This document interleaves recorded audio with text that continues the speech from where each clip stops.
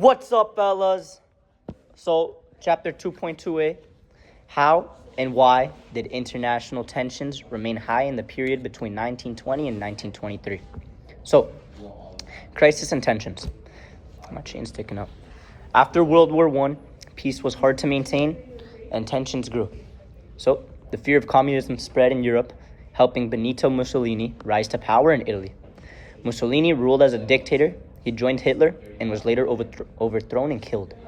So, U.S. isolationism. Americans were split on whether or not to join the League of Nations after World War I. Democrats, led by Wilson, wanted the U.S. involved in world affairs. Republicans wanted isolationism. The Senate rejected the Peace Treaty and League of Nations, keeping U.S. out of foreign affairs. In 1921, America made a separate peace with Germany, leaving France insecure with no U.S. support. Britain focused on its empire and disagreed with leaving France isolated and fearful of Germany's recovery. So, attitudes towards Russia. Russia became communist ruled, so they were feared and distrusted by nations. Many Western European countries and Japan joined the Russian Civil War to stop communism.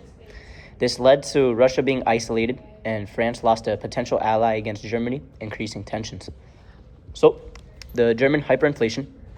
So, the U.S., they demanded repayment for war loans, so European countries had to ensure Germany paid reparations.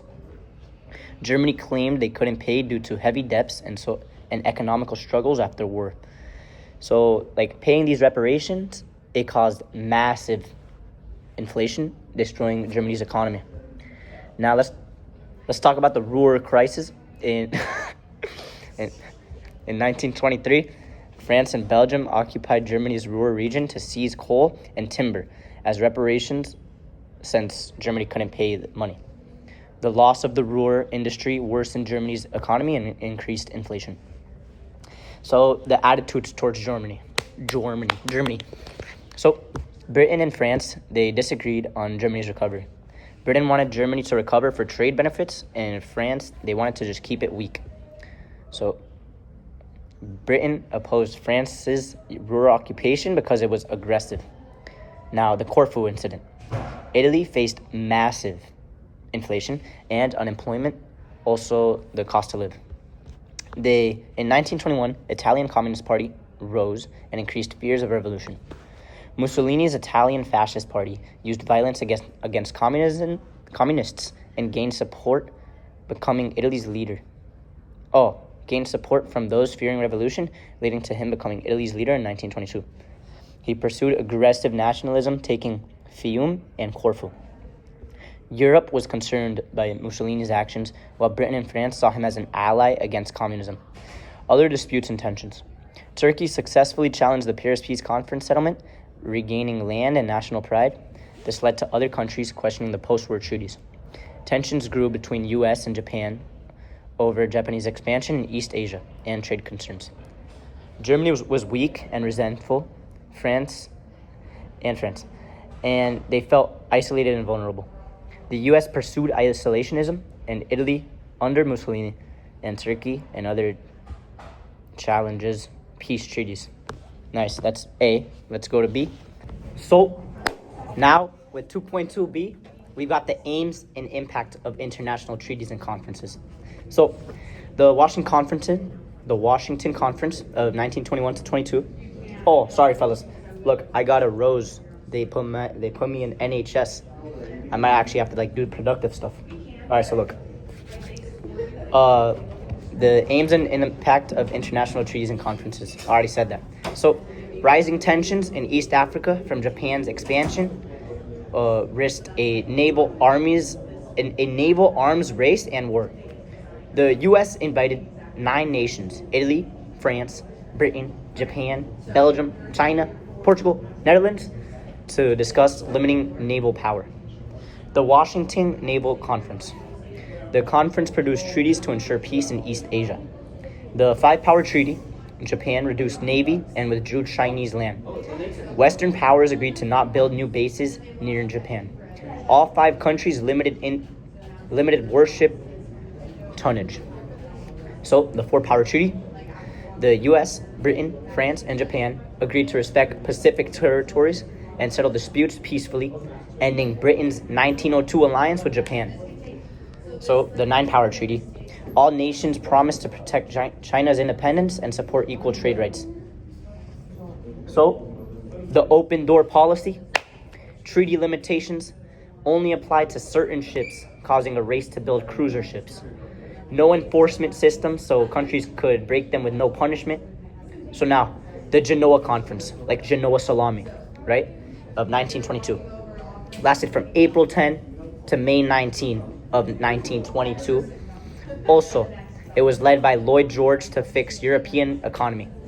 It focused on German reparations. So France wanted to keep Germany weak, and the US didn't attend because isolationism. The conference achieved nothing with Germany and Russia withdrawing. So the Rapallo Pact. He's trying to get his girlfriend out of class. I'm right in front of the class. So Rapallo Pact, 1922. After World War I, Germany and Bolshevik Russia were left isolated and vulnerable, so they sought cooperation. Treaty of Rapallo was signed by foreign ministers Chicherin and Rathenau. Both countries gave up territorial claims and agreed to work together economically. Fun. The Treaty of Lausanne of 1923. The Treaty of Sevres was disputed as Greece refused to sign, and Turkey, led by Mustafa Kemal, rejected it.